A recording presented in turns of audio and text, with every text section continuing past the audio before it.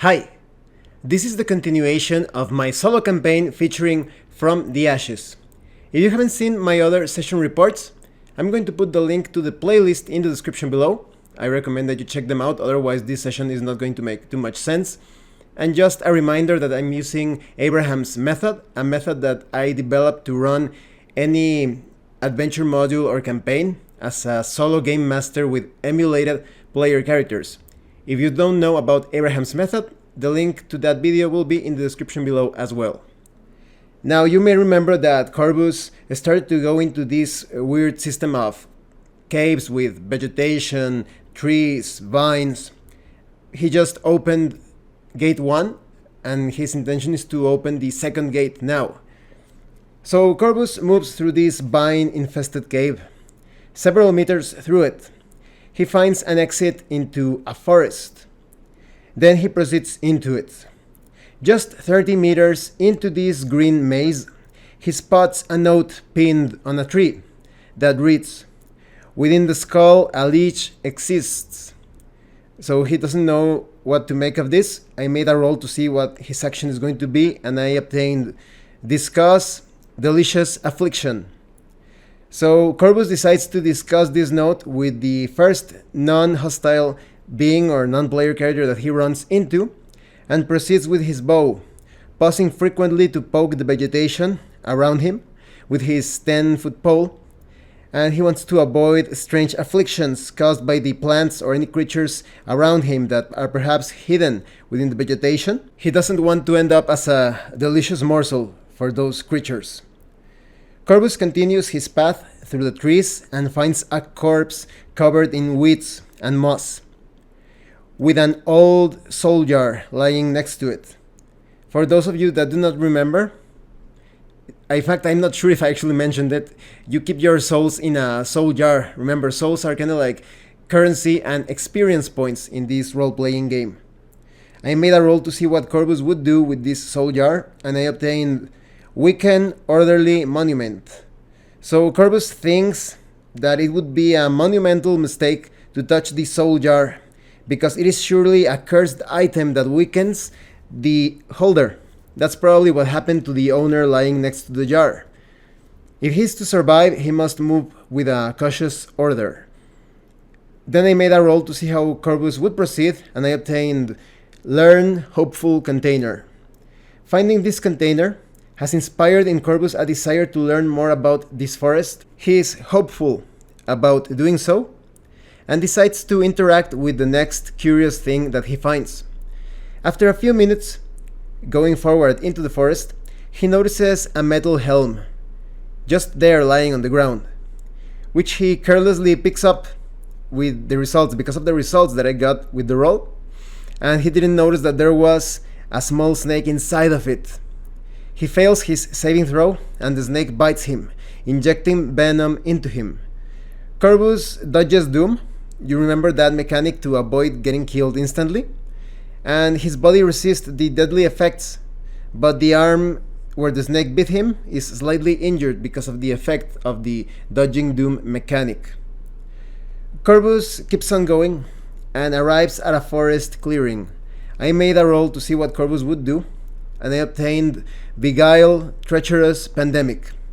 He proceeds east, staying far from the vegetation. Who knows what treacherous and beguiling diseases one can catch from this abnormal flora, and the fauna too.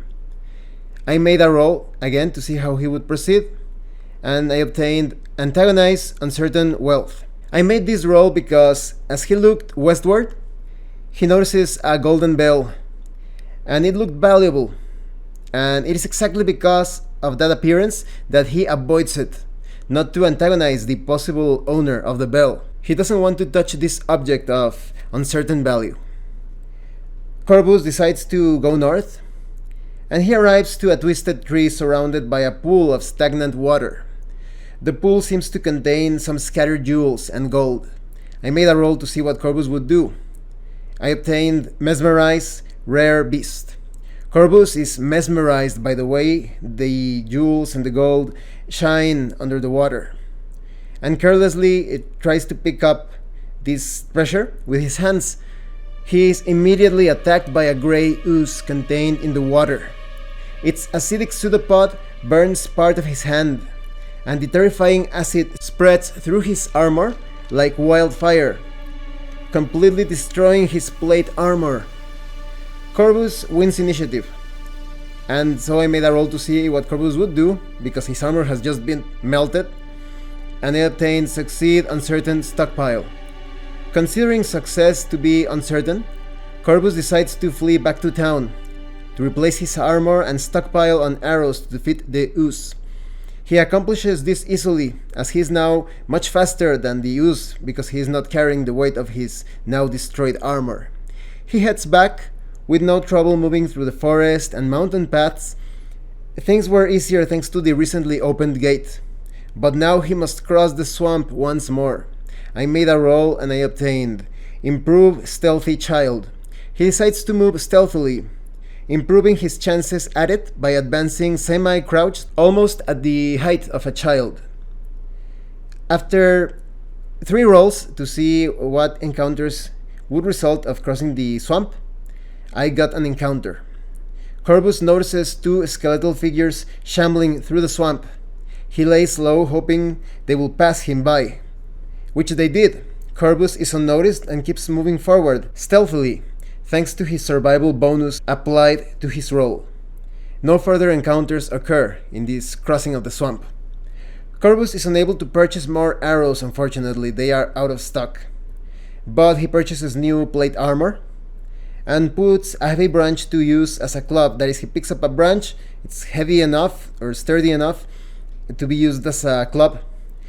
Perhaps the use is affected by weapons that are not of metal.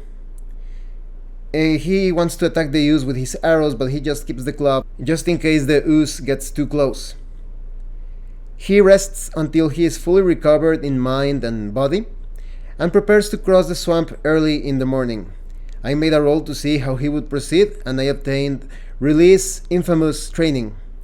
The results didn't make sense. So Corvus moves through the swamp normally, not trying to be stealthy, not trying to do anything out of the ordinary, with his standard weapon of choice, which is the 2-handed sword. And he got an encounter after 3 rolls. 2 scythers appear before him. These are reptilian humanoids, with 4 arms each, and 2 of those arms are just huge bone blades with serrated edges. They see Corvus as well and run at him with an unnerving hiss. Corvus wins initiative, and he obtained Deny Repulsive Tension in my roll. So I interpreted this as if Corvus decides to move behind a dead tree to deny these reptilian enemies the pleasure of attacking him in the open. He wants to repel them with an advantage, despite the tension and pressure caused by their combined assault. Corvus gets in position, but the combined assault of the creatures is just too much. The tree crumbles down before their furious attack. Corvus manages to wound one of the creatures, but they counter with a total of 8 attacks, that is 4 attacks each, and they inflict terrible injuries on him. I made a roll to see how Corvus would react to this, and I obtained Communicate Eldritch Investment. This has no meaning with the situation, so Corvus attacks once more, normally, but misses. The creatures keep on tearing into Corvus, wounding him severely again. I made another roll, and I obtained Entertain Standard Dispute. So there is no dispute about it. These creatures are no standard threats, they are too dangerous. Corvus attempts to distract them by swinging his sword menacingly and shouting as loud as possible to see if he gets a bonus during his attack or his defense. The attempt failed.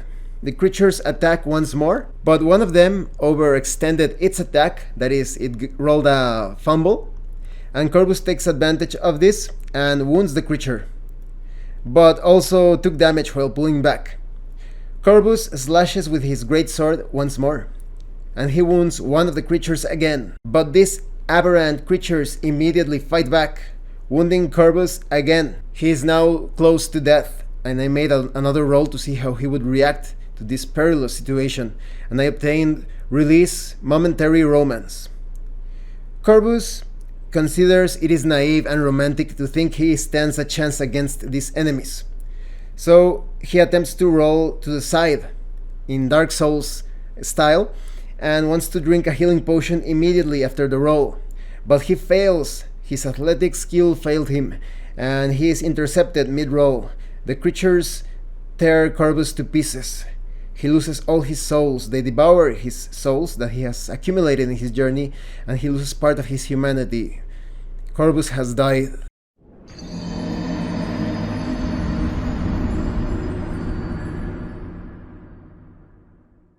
His corpse and all his belongings fade into the ethereal, and he awakens back in town, ready to try again with grim determination. So let's see if Corvus recovers from this. He had been carrying 500 souls. This is the first death experienced in this solo campaign. He still has some humanity left, of course, but this is quite the dire situation for Corvus. He is close to becoming one of the hollow of the undead that are shambling around the swamp. So let's see if Corvus fares better in the next adventure. Well, thank you so much for watching this session report. If you have any comments or questions, please let me know. And thank you so much to those that have been supporting the channel by sending DriveThruRPG gift certificates. If anyone else wants to further support the channel, the information on how to do that will be in the description below. Once again, thank you, and see you later.